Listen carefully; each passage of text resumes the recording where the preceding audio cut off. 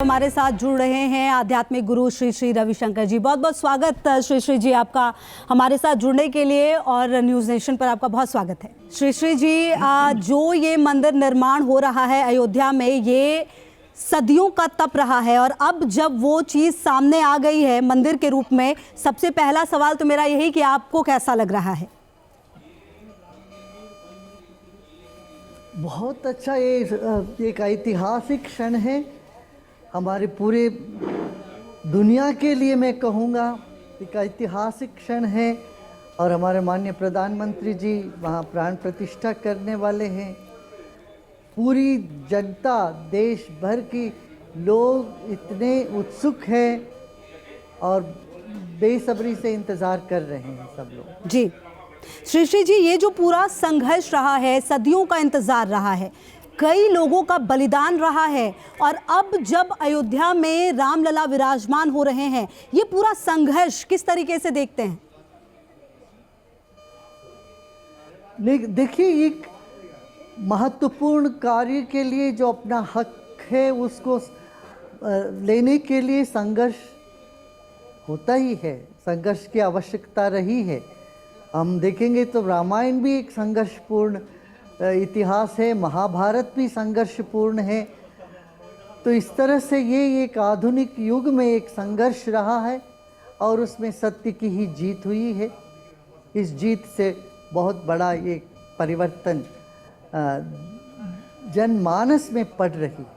जी श्री श्री जी, जो बात आपने कही है उसी से जुड़ा मेरा अगला सवाल है। एक वक्त था, लोग खास करके जो युवा वर्ग हैं वो इतना ज़्यादा धर्म और चीज़ों में भरोसा नहीं करते थे, लेकिन अगर बात करें अयोध्या में रामलला के आने से, जो युवा वर्ग है वो बहुत ही गर्व से अपने आप को सनातनी बताते हैं, बहुत ही गर्व से। आप तमाम अगर सोशल मीडिया पे हम देखें तो रील्स से लेके हर चीज़ शेयर करते हैं।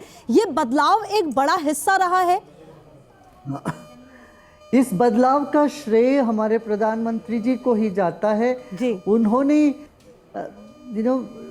पूर्ण रूप से अपनी भारतीय संस्कृति को ऊपर उठाया है। नहीं तो पहले भी लोग धर्म को तो मानते ही थे, मगर छुपे छुपे अपना धर्म को करते थे, समझते थे ये सेक्युलर देश है, सेक्युलर देश में, धर्मनिरपेक्ष राष्ट्र में कैसे हम धार्मिक लोगों के साथ मिले, बैठे उठे, या धार्मिक कार्यक्रम में भाग लेने में भी बड़ा संकोच करते थे। मगर हमारे प्रधानमंत्री जी अब तो ये भीतर एक बाहर एक ना हो करके खुले रूप से आके गर्व से अपना आइडेंटिटी, जिसको कहते हैं, अपनी पहचान को आगे रखा जी। और इससे क्या हुआ, एक तो जो सनातनी जो बाहर भी जाते तो अपना नाम वहाँ बदल देते थे, जी जी, है ना जी। तो कहीं भी उनको इतना शर्म आती थी, कहीं चंदन लगा के जाना हो, धोती पहनना हो, तो लोगों को बड़ा ये लगता था ये तो राइट विंग हो जाएंगे हम। आज वो बात नहीं है, आज गर्व से कर रहे। जब तक हम अपने मूल को नहीं पहचानते, अपने इतिहास, अपने संस्कृति पर गर्व नहीं करते, जीवन में हम खिल नहीं सकते, पलप नहीं सकते जी।